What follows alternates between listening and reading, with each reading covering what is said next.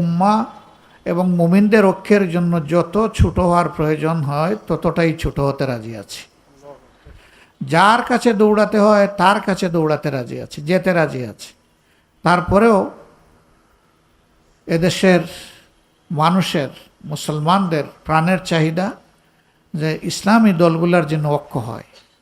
আলহামদুলিল্লাহ সবাই এখন অনুভব করছেন। দোয়া করেন আল্লাহ যেন ওই অনুভূতিতে আল্লাহ যেন বরকত দান করেন। প্রত্যেকটা দলের সাথেই প্রত্যেকটা দলের কিছু না কিছু ব্যবধান আছে। রসুল করিম সাল্লাল্লাহু আলাইহি সাল্লামের জামাতেও তিনি তার প্রিয় সাহাবীদের যখন মতামত নিতে চেয়েছেন কোনো নির্দিষ্ট একটি ব্যাপারে, দেখা গেছে যে হজরতে আবু বকর সিদ্দিক রাদিয়াল্লাহু তাআলা আনহুর মতামত এক ধরনের, হজরতে ওমরে ফারুক রাদিয়াল্লাহু তাআলা আনহুর মতামত আরেক ধরনের, হজরতে উসমান ইবনে আফফান রাদিয়াল্লাহু তাআলা আনহুর মতামত আরেক ধরনের, হজরতে আলী ইবনে আবু তালিবের মতামত আরেক ধরনের। তারা তো 4 জনের খুলাফায়ে রাশিদিনের অন্তর্ভুক্ত ছিলেন। এরপরে রসুল করিম সাল্লাল্লাহু আলাইহি সাল্লাম অধিকাংশের মতামতের ভিত্তিতে আল্লাহ তাআলার ইশারায় সিদ্ধান্ত নিতেন। তো সেই নবী করিম সাল্লাল্লাহু আলাইহি সাল্লামের আল জামাত একমাত্র সংগঠন যেটা তখন স্বীকৃত ছিল, সেই জামাতেই যদি ভিন্নমত প্রকাশের সুযোগ থেকে থাকে, এই সমাজে থাকবে না। আমরা এই ভিন্নমতকে সম্মান জানাই, তবে কেউ যেন কারো উপরে আমরা ফতোয়াবাজি না করি, এই বিষয়টাকে আমরা ভালো জিনিস মনে করি না, আমরা নিজেরা করি না এবং অন্য কেউ করবে না সেটা আমরা প্রত্যাশা করতে চাই। আর এখন উম্মার দাবি এগুলা নয়। উম্মার দাবি হচ্ছে ইত্তেহাদ মাআল ইখতিলাফ। যার যার মত পার্থক্য যার যার জায়গায় থাক। এখন এক কোরআন, এক সুন্নাহ, এক নবী করিম সাল্লাল্লাহু আলাইহি সাল্লাম, সর্বোপরি এক আল্লাহর ভিত্তিতে আমাদেরকে এক হয়ে যেতে হবে। ছাত্র আন্দোলনের একটা স্টেজ অতিক্রম হয়েছে, স্বৈরাচারের পতন হয়েছে।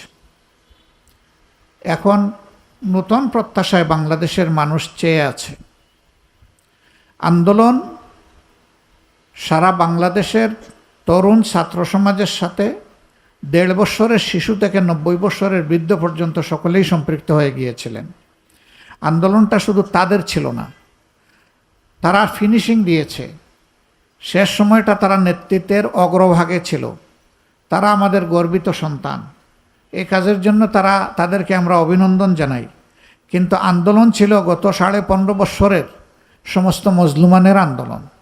তিলে তিলে যারা জুলুমের শিকার হয়েছেন, ফাঁসির কাস্টে যাদেরকে ঝুলানো হয়েছে, যাদের ঘর বাড়ি বোলডোজার দিয়ে ভেঙে ফেলা হয়েছে, যাদের হাত পা কেটে ফেলা হয়েছে, যাদের চোখ বিনষ্ট করে অন্ধ করে ফেলা হয়েছে, যাদেরকে গুম করা হয়েছে, মায়ের বুক থেকে সন্তানকে নিয়ে মায়ের সামনে গুলি করে হত্যা করা হয়েছে, রিজেক এবং রুজির উপর আঘাত দেওয়া হয়েছে, অসংখ্য মানুষের চাকরি কেড়ে নেওয়া হয়েছে, অসংখ্য মানুষকে অবৈধভাবে ওএসডি করা হয়েছে, সাসপেন্ড করা হয়েছে।